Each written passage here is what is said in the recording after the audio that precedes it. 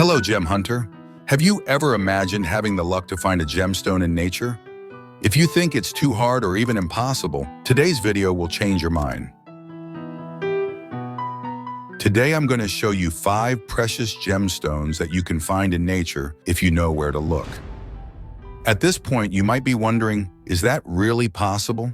Can anyone find gemstones in the wild? Well, to make things simple, you should know that every year, many ordinary people, just like you and me, discover thousands of gemstones scattered around the world. If we gathered them all together, we'd easily count several tons of incredible gems. This happens because many gemstone deposits around the world remain unexplored. Of course, most of these gems aren't as rare as diamonds or Paradot tourmalines, but even so, many of them have significant value, like topaz, garnets, and amethysts, offering a good financial return for those willing to explore and find them. So if you've ever considered hunting for gemstones, the first thing you need to know is that they are rarely obvious in nature. Contrary to what many people think, gemstones don't appear polished and beautiful when found.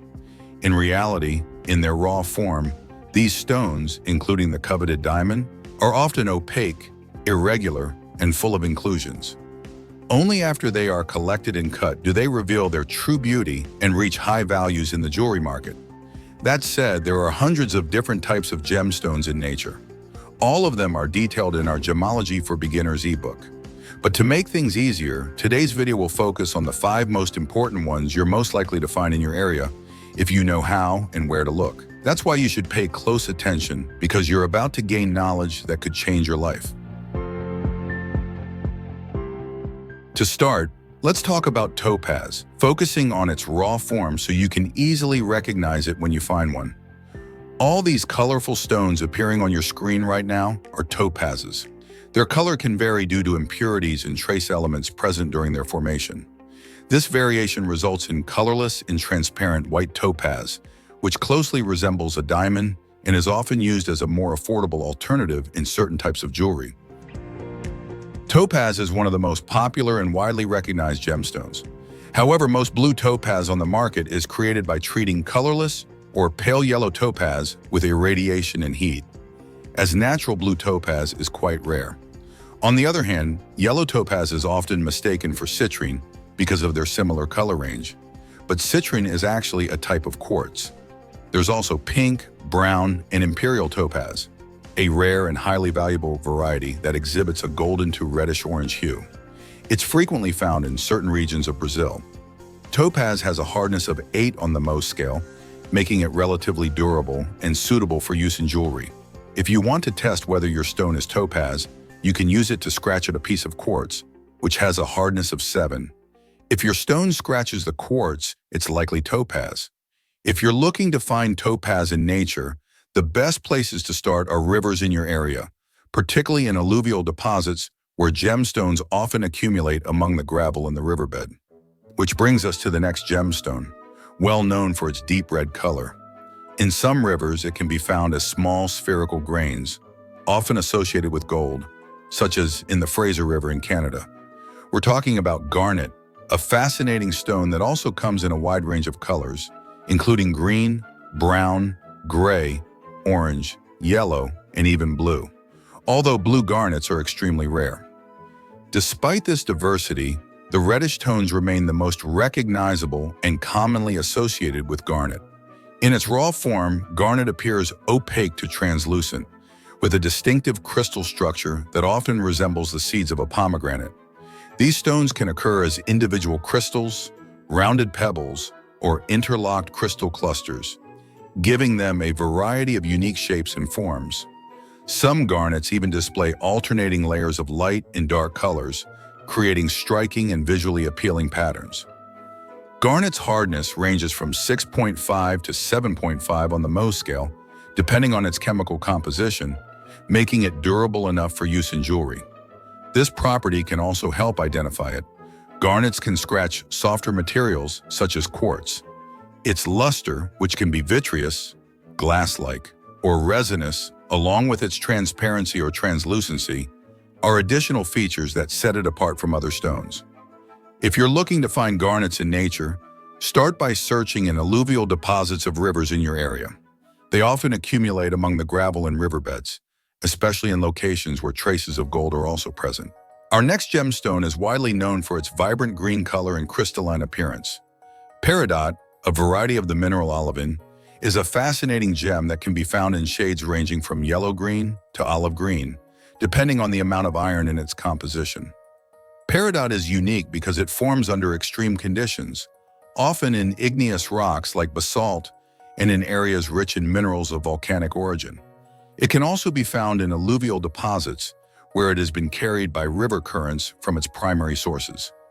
Another interesting fact is that some paradots have extraterrestrial origins, being discovered in meteorites, which makes them even more special. This gem has a hardness of 6.5 to 7 on the Mohs scale, making it durable enough for use in jewelry, though it should be handled with care to prevent scratches or damage.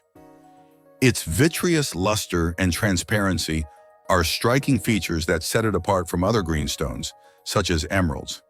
If you're looking for paradots, the best places to search are volcanic rock areas or gravel deposits in rivers near these regions. The next gemstone that deserves recognition is sapphire, known for its intense blue color and mesmerizing brilliance.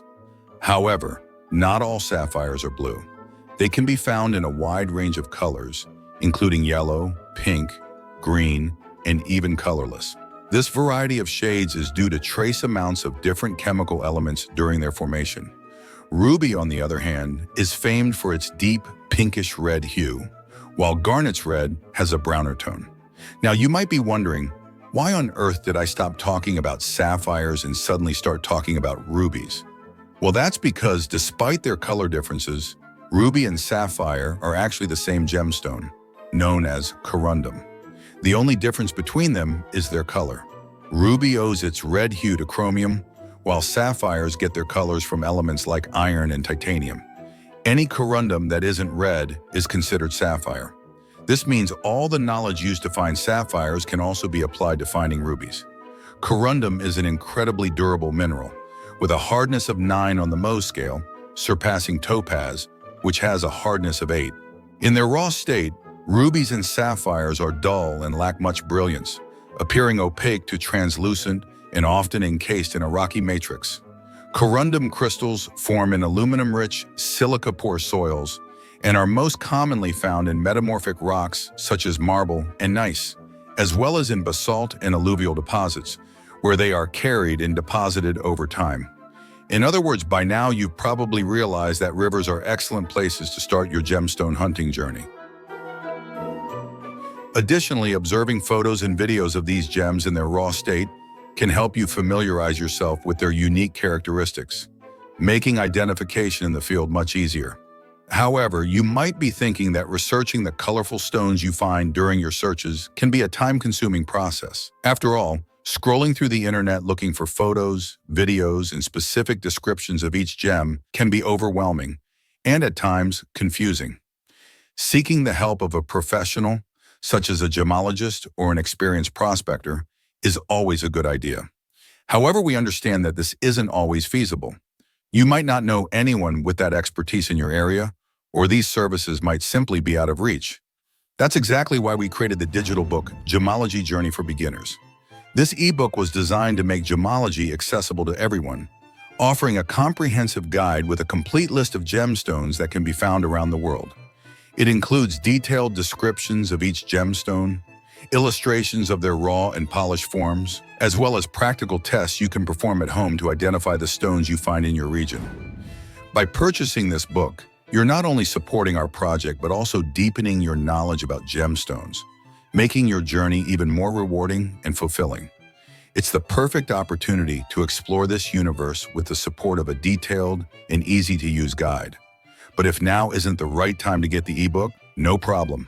Subscribe to the channel and check out our free educational videos published weekly. We're always striving to bring you content that helps you become a true gem expert, even if you're just starting out.